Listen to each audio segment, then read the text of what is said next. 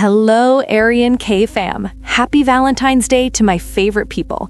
Whether you're out on a hot date tonight or just cozying up with me for story time, I've got the ultimate treat for you. We're talking about a candlelit dinner that turns into a shootout, a hitman who breaks all the rules, and a romance that literally starts with a bang. So go ahead, grab your snacks, get comfortable, and let's see what happens when the ghost decides to save the one life he was paid millions to take. At 9 p.m., Ji-hoon's finger rested on the trigger. At 9:01 p.m., he was supposed to walk out alone, $2 million richer. At 9:02 p.m., he shattered the window with a table and painted the white marble floor red with the blood of his own team. Sienna William didn't know the man pouring her wine was the ghost, the Syndicate's most expensive solution to irreversible problems. She thought the candlelit dinner at Seoul's Skyline restaurant was proof that nice guys still existed, that her luck had finally turned. She was wrong. Ji-hoon had spent 3 weeks learning her routine, her favorite flowers, the exact smile that made her eyes crinkle at the corners. Every laugh they'd shared was a lie. Every touch was reconnaissance. The dossier in his jacket pocket told him everything. Sienna William, 28, graphic designer, no family, no protection. What it didn't tell him, what the Syndicate didn't know, was that she was the secret daughter of Zhao Chen, the rival crime lord whose empire the Syndicate had been trying to dismantle for a decade. She was supposed to be leverage. She was supposed to be dead. But when the laser sight found her temple and she reached across the table to squeeze his hand, whispering, "Thank you for making me feel safe," Ji-hoon made a choice that would cost them both everything. The sniper's bullet missed by 2 inches.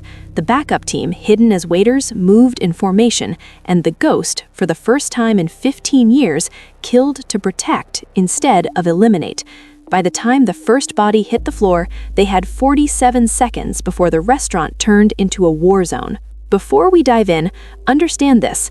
What you're about to hear isn't just an action story. It's a collision between a hitman's cold precision and a target's warm heart. A woman who thought she was finally being seen, a man who was paid $2 million to make sure she never went home, and a criminal empire that is about to learn that the only thing more dangerous than a weapon is a weapon with a conscience. Now, if you've been watching stories like this and haven't subscribed yet, trust me, no pressure. But if, by the time the table flips at that restaurant, if you catch yourself holding your breath during the bridge explosion, if one moment stays with you longer than it should, then tap that subscribe button and drop a comment telling me, would you have taken the shot? Because stories like this, they don't just entertain, they hunt you down. All right, let me show you how the ghost went rogue. Sienna had changed outfits 4 times before settling on the red dress.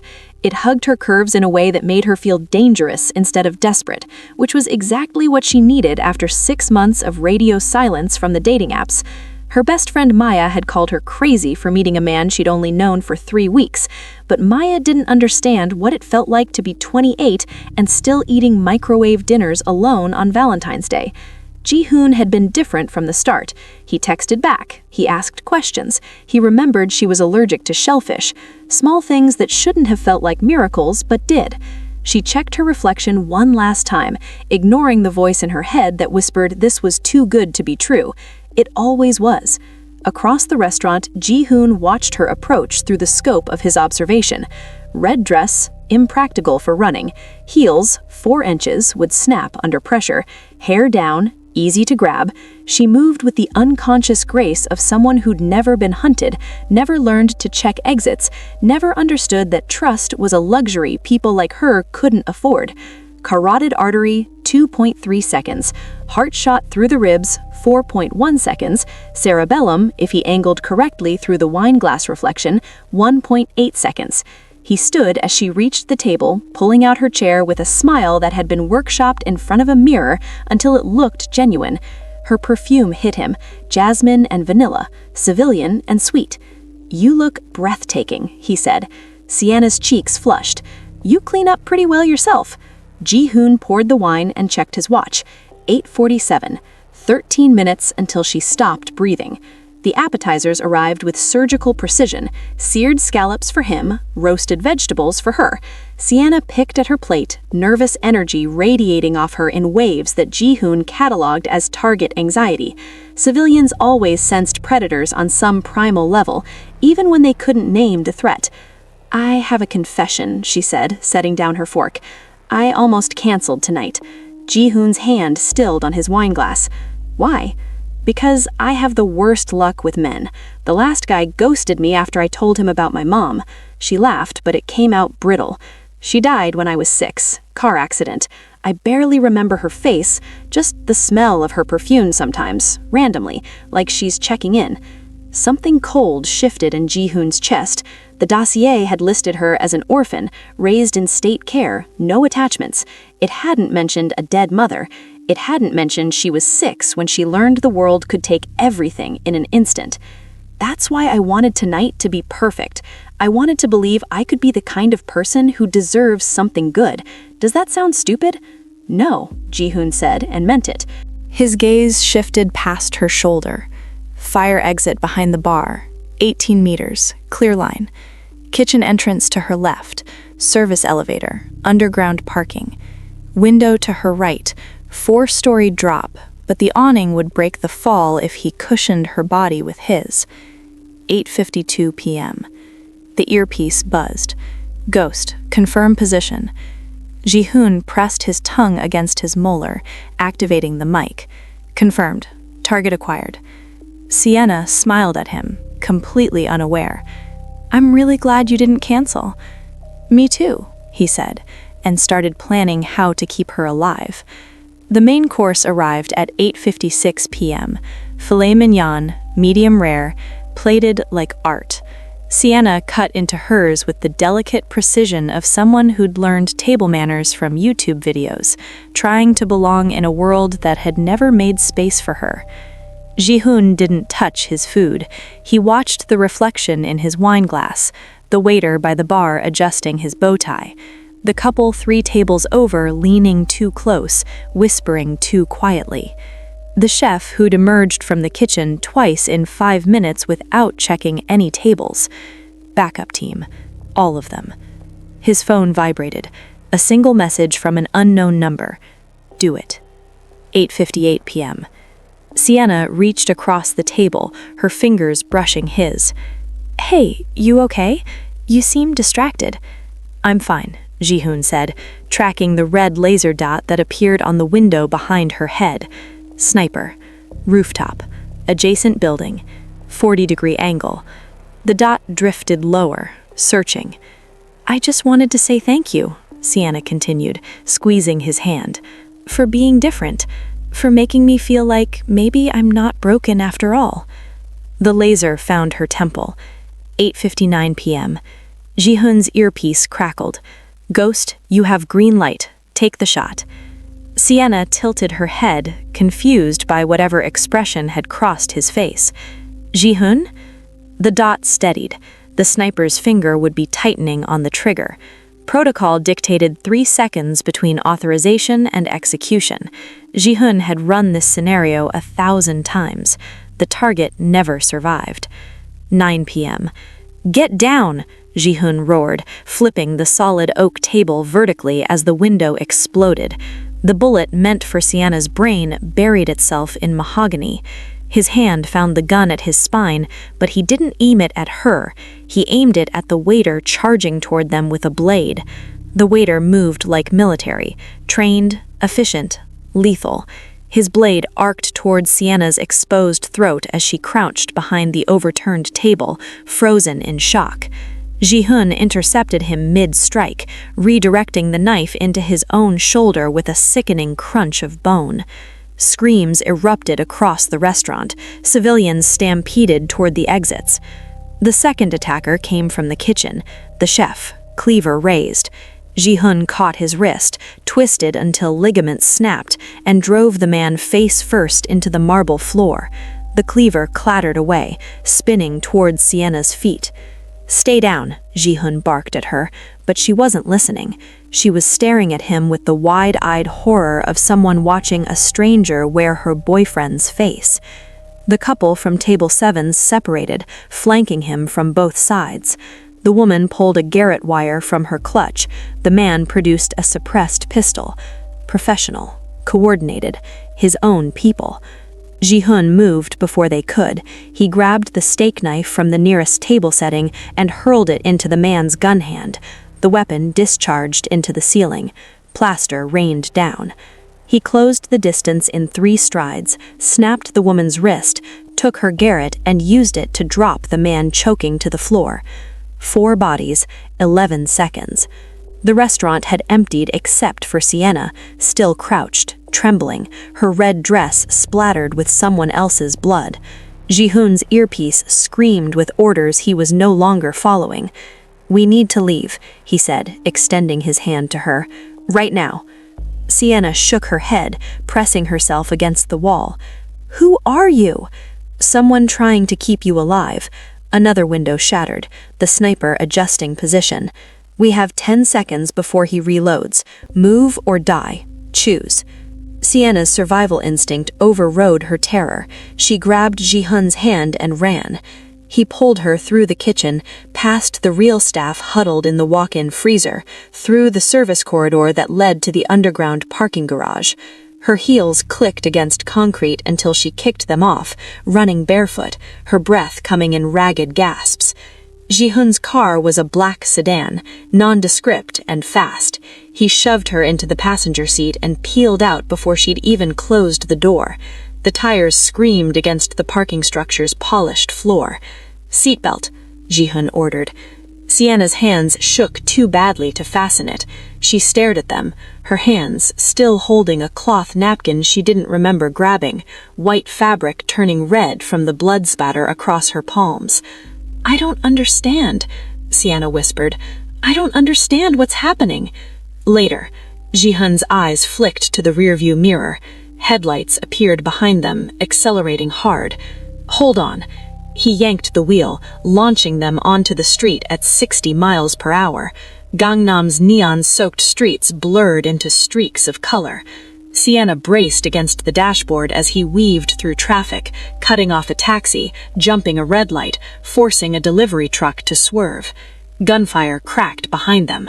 The rear window spiderwebbed but didn't shatter. Bulletproof glass. "What kind of car is this?" Sienna's voice pitched high, hysterical.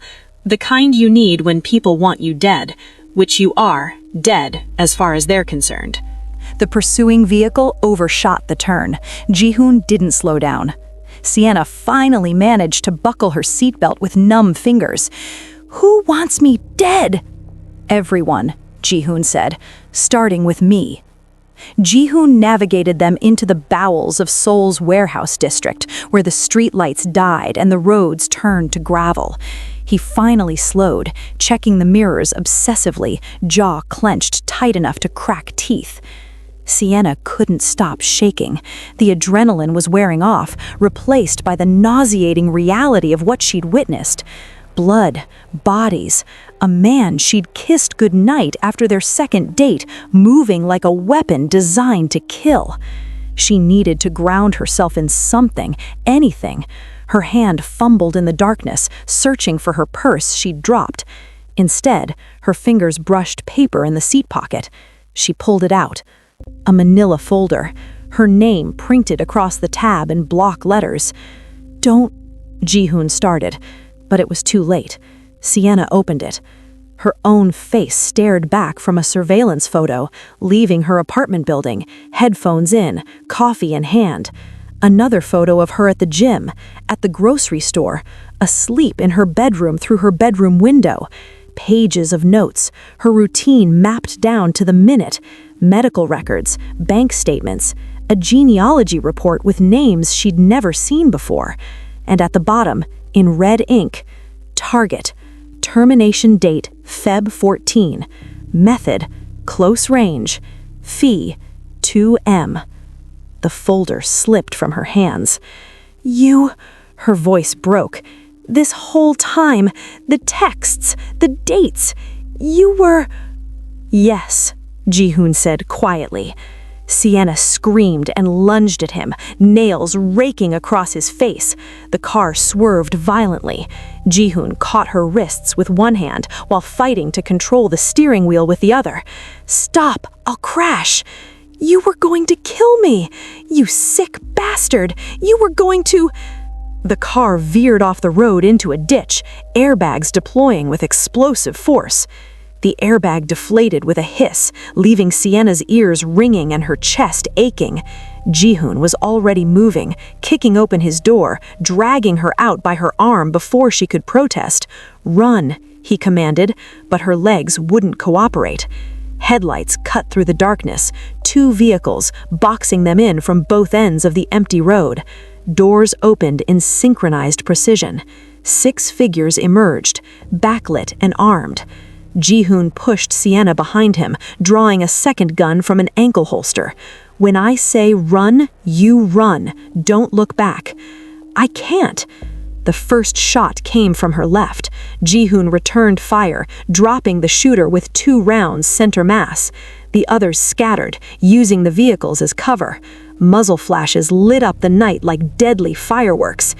Ji-hoon moved like he was dancing with death, fluid, brutal, efficient. But there were too many. A bullet grazed his shoulder. Another sparked off the pavement near his feet. His gun clicked empty. "Clip, glove box!" he shouted, diving behind the crashed sedan. Sienna's body moved on autopilot. She scrambled to the car, yanked open the glove compartment. 3 magazines sat nestled beside a passport with Ji-hoon's face and someone else's name. She grabbed them all. "Here," she slid one across the asphalt to him. Ji-hoon reloaded without looking, firing blind around the corner. Another body dropped. 4 left. A shadow moved behind Sienna. She spun and saw the muzzle aimed at Ji-hoon's head, the assassin flanking from his blind spot. "Behind you!" Sienna screamed. Ji-hoon twisted and fired. The assassin crumpled. He looked at her, blood streaming down his arm, eyes blazing with something between gratitude and anguish. "Stay with me," he said. Sienna picked up a fallen gun with trembling hands. "I don't have a choice." The safe house was a concrete box in an industrial zone where questions weren't asked. Ji-hoon picked the lock in 4 seconds, ushered Sienna inside, and bolted 3 separate deadlocks behind them. The space was bare. A cot, a table, a first aid kit mounted on the wall like he'd known they'd end up here. Maybe he had. Sienna collapsed onto the cot, her torn red dress a mockery of the night's romantic promise. She watched as Ji-hoon stripped off his jacket, his dress shirt soaked crimson on one side. The bullet had carved a furrow through his shoulder, deep but clean. "Let me," she heard herself say. He didn't argue. She cleaned the wound with shaking hands, her anger warring with the muscle memory of basic first aid her foster mother had taught her. The antiseptic stung. Ji-hoon didn't flinch. "Your father is—" Sienna pressed the gauze too hard. He hissed, "I don't have a father. I have a file in some government office that says unknown. You have a father who's killed hundreds to build an empire, and now they want to use you to destroy it." Ji-hoon caught her whisk, forcing her to meet his eyes. "That's why you had to die." "Had to?" Her voice cracked. "Past tense?" "I made a choice." His thumb traced her racing pulse. "The wrong one, by every measure, except this." The air between them ignited. Adrenaline, fear, the devastating intimacy of survival. Sienna should have pulled away, should have run, should have done anything except lean closer. "Why?" she whispered. Ji-hoon's bloodied hand cupped her face. "Because you thanked me for making you feel safe." The phone rang at 3:47 a.m., shattering the fragile silence. Sienna jerked awake from where she dozed against Ji-hoon's uninjured shoulder. He'd been watching the door, gun in hand, waiting for the inevitable. He answered on the 3rd ring. "I'm listening." The voice that came through was smooth as silk over razor wire. "Director Park." Ji-hoon's expression went cold and blank. Sienna recognized it now, the mask he'd worn across the dinner table when he was supposed to kill her. 12 operatives dead, a failed contract, my best asset gone rogue, a pause, calculated and cruel, over a girl who doesn't even know who she is. She knows enough. Does she know you studied her for 3 weeks, that you chose that restaurant because the acoustics would muffle a suppressed gunshot, that you practiced her name in the mirror until it sounded like affection instead of assignment? Sienna's stomach twisted. Ji-hoon's jaw clenched, but he said nothing. I'm a reasonable man, Director Park continued. 1 bullet, her head. Send me proof within the hour and you can come home. All is forgiven. We'll call it temporary insanity. Ji-hoon looked at Sienna. She stared back, reading her death sentence in a stranger's voice offering her killer redemption. You still there, ghost? Yeah, Ji-hoon said. I'm here. Sienna's breath caught. Every muscle in her body tensed to run. Then Ji-hoon laughed, low, dark, and utterly unhinged. You really think I burned everything for forgiveness? He hurled the phone against the concrete wall. It exploded into pieces. Now they know where we are, Sienna whispered. Ji-hoon checked his ammunition. Good. I'm tired of running. They came at dawn, when the sky bled red over the Han River Bridge. Ji-hoon had chosen the location deliberately. Open sightlines, limited cover, nowhere to hide. A kill box that worked both ways. Sienna crouched behind the concrete barrier, the gun Ji-hoon had given her heavy and foreign in her grip. How many? 8, maybe 10. He'd spent the last hour rigging the bridge with borrowed explosives and tripwires scavenged from the safe house. When the first charge blows, you run, straight across, don't stop. What about you? He didn't answer.